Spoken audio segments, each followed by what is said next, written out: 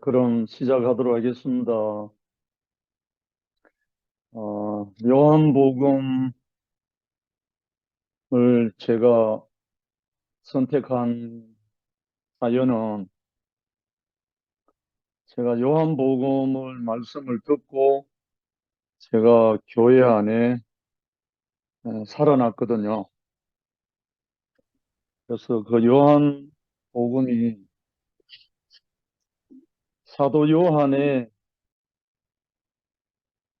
뚜렷한 목적이 있어가지고 기록하게 된 말씀으로 12 제자 중에 제일 나이가 어리죠. 처음 부름 받았을 때. 요한의 형이 야고보이고 요한은 동생이고, 그리고 유대교회의 사제의 자녀랍니다. 유대교 사제의 자녀가 야고보와 요한이었어요. 그런데 그때 당시에 사제이면서 직업을 가질 수가 있었답니다. 그 직업이 세베대의 아들 야고보 요한이기 때문에 그 세베대가 어부였답니다. 그래서 어부의 아들이면서 어, 예수의 말씀을 듣고 아버지조차 버리고 거물도 버리고 아버지도 버리고 예수를 따라 나선 요한과 야고보였습니다. 요한복음을 들어가기 전에 사도 요한에 대해서 잠깐 생각하는 시간을 갖기로 합니다. 사도 요한은 예수님의 제자 중에 수제자라고 하면 베드로라고 말하지만 가장 제자, 가장 사랑받는 제자라고 하면 요한이었습니다. 성경상에 나오는 여러 가지 정황을 보면, 그래서 12 제자 중에 가장 오래 살았고 94세로 살았다는 말도 있고 104세로 살았다는 말 두 가지가 있습니다. 그런데 요한은 유일하게 처형당하지 않은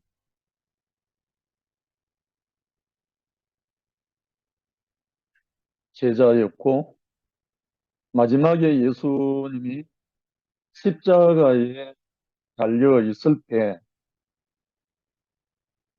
도망가지 않은 유일한 제자였습니다. 다른 제자들은 다 도망가 버리고 여인들과 요한이 예수님의 그 십자가 밑에 바라보고 있었다고. 그 심정 어떡하겠습니까? 근데 그 밑에 있는 그 요한에게 예수님이 부탁하신 거 아시죠? 자기 어머니를 향해서 여인이여, 아들입니다. 얘가 아들입니다. 당신의 아들입니다.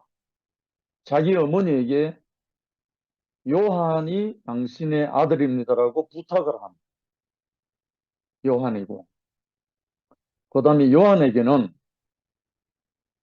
얘야 내 어머니다. 그렇게 분부를 하고 십자가에서 숨을 거두셨어요.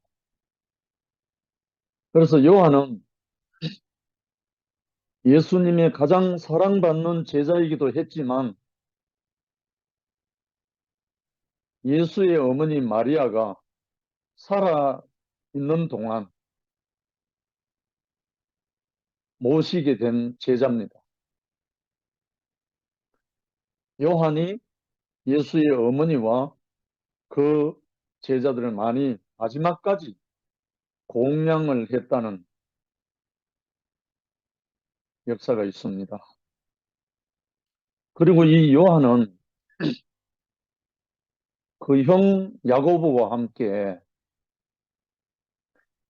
예수님이 어디를 가시든지 어느 곳에 있든지 항상 함께 했던 제자입니다. 변화산상에 있을 때도 함께 했었고, 마지막 겟세마네 동산에서 예수님이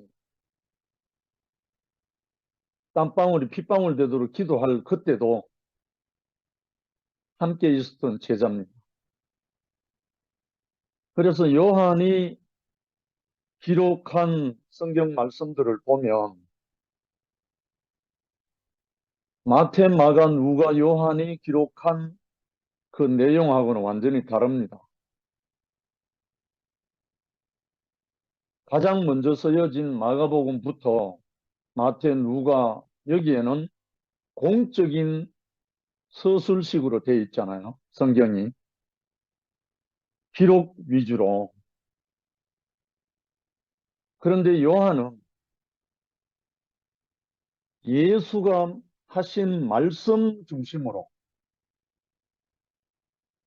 그리고 요한 자신이 그 말씀이 소화돼서 자기 안에 이루어진 그 생명 안에서 증거하는 참 증인이라고 할 수 있습니다.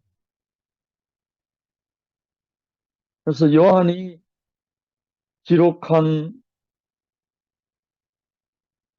복음, 서신서, 요한 1, 2, 3서, 그 다음에 요한계시록, 제일 나중에, 제일 마지막으로 쓰여진 말씀, 복음이 요한복음입니다. 요한복음이 쓰여진 연대는 AD 한 90년에서 100년 그 사이라고 합니다. 마지막까지 살아있는 요한만 살아있을 때 다른 제자들은 30대, 40대에 다 처형당하고 죽임당하고, 마지막에 요한이 반모섬에 귀양 가가지고 그 반모섬에서 계시를 받아서 나온 말씀이 요한계시록이거든요. 근데 요한계시록보다 더 나중에 나온 것이 요한복음입니다. 이 요한복음은 특별한 목적에 의해서 기록됐다고 합니다. 제가 올려드린 말씀을 보면 요한복음 20장 31절에 보면 이렇게 나와 있어요. 기록한 목적이 오직 이것을 기록함은 너희로 예수께서 하나님의 아들 그리스도이심을 믿게 하려 하며 또 너희로 믿고 그 이름을 힘입어 생명을 얻게 하려 함이니라. 결국은 하나님의 아들 예수 그리스도로 말미암아 생명을 얻게 하려고 이 요한계시록을 요한복음을 기록했답니다. 그런데 이 요한복음을 참 모든 분들이 다 신앙생활 하신 분은 제일 좋아하는 말씀이 요한복음이잖아요. 성경 말씀 중에 가장 엑기스 한 구절만 예를 들라 하면 요한복음 3장 16절이죠. 교회 다니신 분들은 어린이 교회 다닐 때부터 외우고 아는 요절이 하나님이 세상을 이처럼 사랑하사 독생자를 주셨으니 이는 저를 믿는 자마다 멸망치 않고 영생을 얻게 하려 하심이라. 이 말씀이 요한복음 3장 16절이죠. 그리고 요한복음 17장에 가면 예수님이 마지막 기도한 것까지 요한이 다 증거를 해놨습니다. 참 기이합니다. 그때 당시에 뭐 기록하는 도구도 없을 거고 오늘날처럼 녹음기도 없고 그런데 이 요한이 예수가 하신 그 기도를 17장에 보면 구구절절히 정말 감격스럽게 증거하고 있습니다. 이 사실 하나를 보면 예수의 영이 임하지 않으면 그렇게 할 수 없는, 그렇게 증거할 수 없는 예수의 마지막 기도를, 그 영광스러운 기도를 요한복음 17장이 기록하고 있습니다. 그래서 이 요한복음의 주제 자체가 생명의 복음 그리스도 예수거든요. 요한복음을 기록한 목적이 생명을 얻게 하려고 누구를 통해서 그리스도 예수를 통해서 그리스도 예수를 믿음으로 생명을 얻게 하려고 요한이 기록했다고 증거하고 있습니다. 왜 이 말씀을 이렇게 증거를 했나 하면 그 배경이 이미 그때 1세기 요한이 살아있을 때니까 한 90세 그 전후로 이미 교회 안에 이단 사상이 출현을 했다는 거예요. 많은 제자들이 죽임당하고 처형당하고 사라지고 없고 요한만 살아있을 때인데 이미 교회 안에 이단 사상들이 들어와서 교회를 파괴하고 허물고 하는 것을 본 요한이 그것을 지키기 위해서 훼손되고 손상된 것을 보수하려고 회복하려고 기록한 것이 요한복음이라고 합니다. 요한이 거물을 깁다가 제자로 부름을 받았거든요. 사도 바울은 천막을 짓다가 부름을 받았고 베드로는 고기를 잡다가 부름을 받았고 야고보와 요한은 거물을 깁다가 거물이 끊어지고 훼손된 것을 거물을 깁다가 부름을 받았어요. 아마 그와 연관이 있는지 요한은 훼손되고 파괴된 교회를 보수, 훼손된 것을 회복시키는 그런 사역을, 다른 말로 보수 사역을 감당한 제자가 요한이라고 합니다. 그때 여러 가지 사상이 교회에 이미 들어왔다고 하는데 그 사상이 뭐냐면 적그리스도 사상, 그리스도를 대적하고 예수가 육체로 온 것이 아니다. 일명 가연설이라고 합니다. 몸은 입었지만 십자가에 못 박아도 죽지 않는 그런 사람으로 왔다. 다른 말로 영지주의, 그노시스라고 하죠. 결국은 그때 1세기 당시에 요한만 살아있을 때 들어온 갖가지 사상들, 관념, 철학, 교훈, 유대교 교리, 각종의 그 그리스 철학 사상까지 들어와서 교회를 허물고 있었다고 합니다. 그것을 본 요한을 통해서 요한이 직접 썼다고는 할 수가 없을 것 같아요. 구술하고 다른 사람이 있었다라고 이렇게 전하는 것도 있는데, 요한복음 21장까지 보면 모든 것은 생명의 영, 그리스도로 말미암아 일어난 생명의 역사가 요한복음의 주류입니다. 모든 것이. 그래서 우리 대구 교회도 아마 기억하실 거예요. 이 목사님이 요한복음을 하실 때 교회가 온전해지고 왕성해지고 확장되고 이렇게 했습니다. 제 경험상으로도 그래요.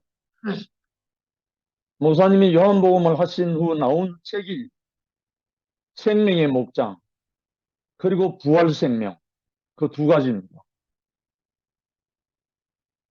그때 그 말씀을 듣고 은혜 안 입은 사람이 거의 없죠. 생명의 성령, 생명의 영, 그리스도의 영으로 말미암아 공급이 되기 때문에 정말 다른 관념과 다른 사상과 그런 어떤 것들로 교리 이런 것들로 있던 사람들이 다 보수가 되고 수선이 돼 가지고 우리가 다 영광의 찬송을 다 불렀던 우리 경험이 있어요. 그래서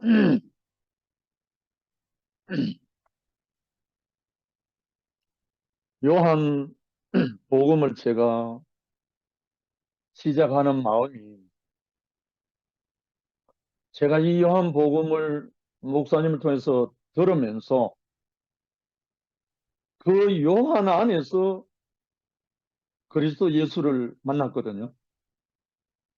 그 요한이 증거한 그 말씀 속에서 내가 알지 못했던, 내가 만나지 못했던 그 그리스도 예수를 만나게 됐거든요.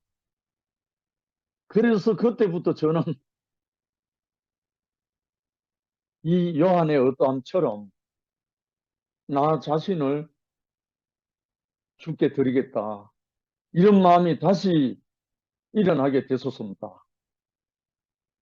그래서 어, 배경상으로는 이단 사상과 적그리스도 출현 때문에 요한을 통해서 예수 그리스도가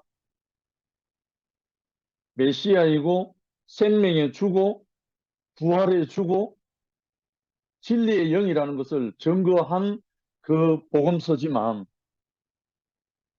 이 요한이 증거한 그 예수 그리스도가 나에게서 발견이 안 된다면 이건 아무것도 아닌 거죠.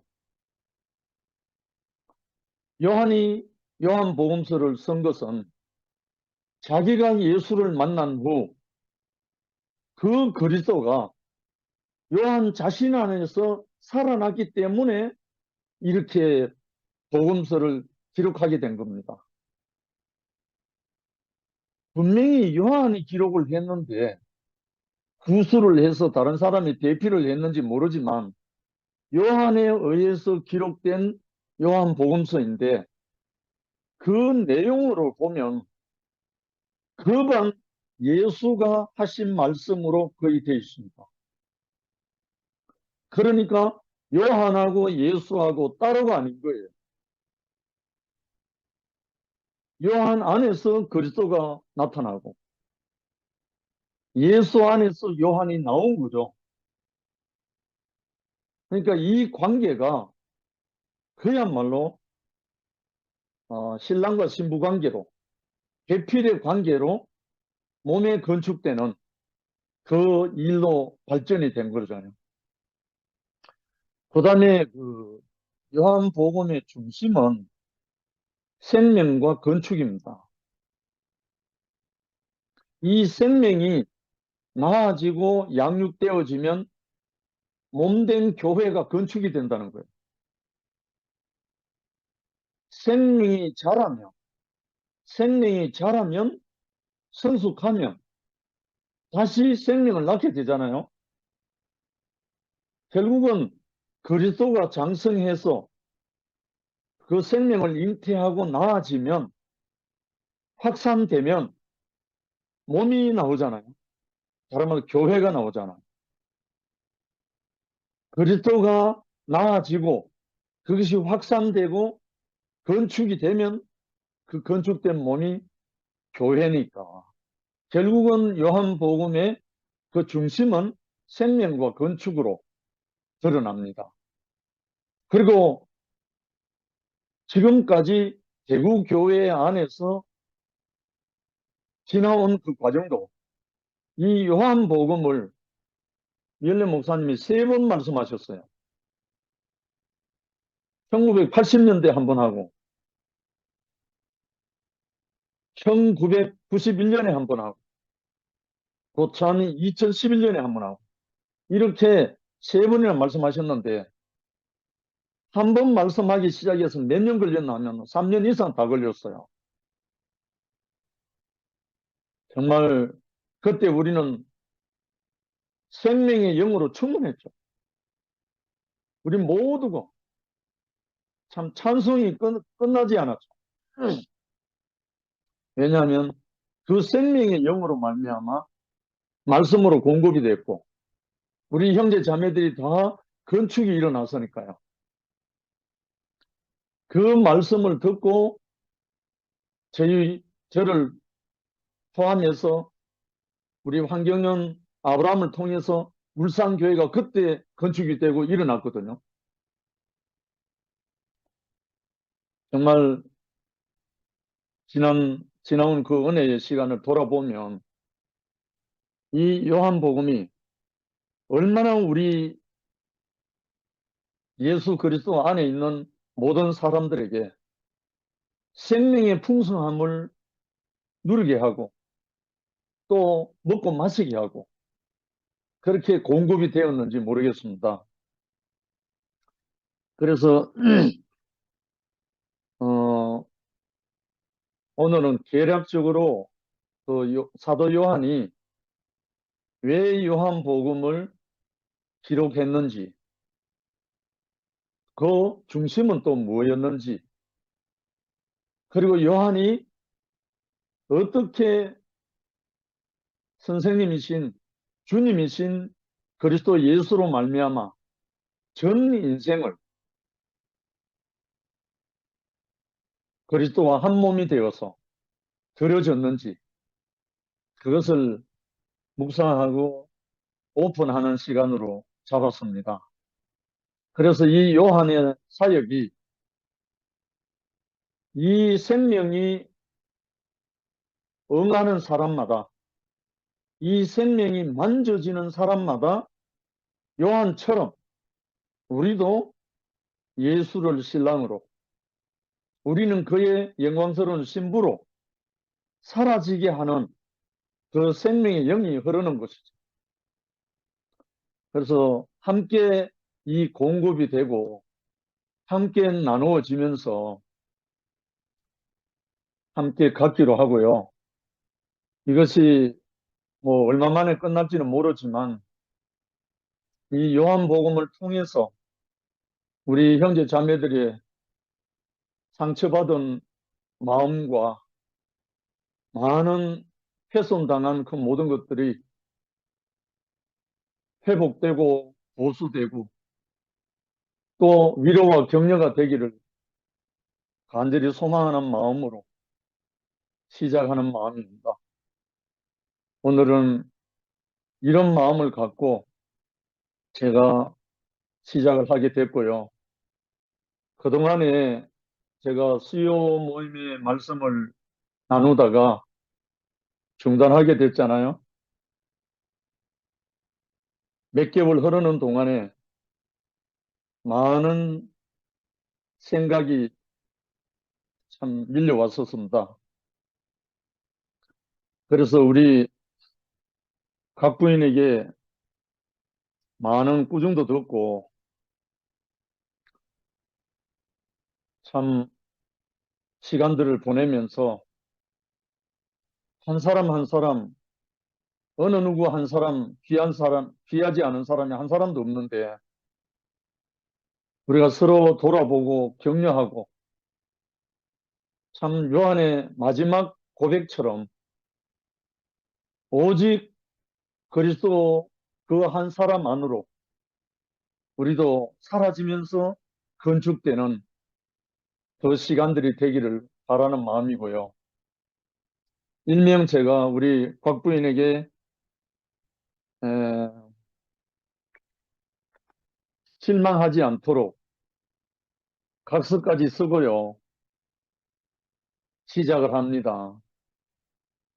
참 하나님의 말씀을 대언하고 정인으로 증거하기 위해서 제가 자매 앞에 생명의 각서를 썼어요. 이것이 지켜지지 않으면 제가 말씀을 중단하겠다고. 그래서 아무튼 우리 형제 자매들과 함께 이 여러 가지 상황과 처지는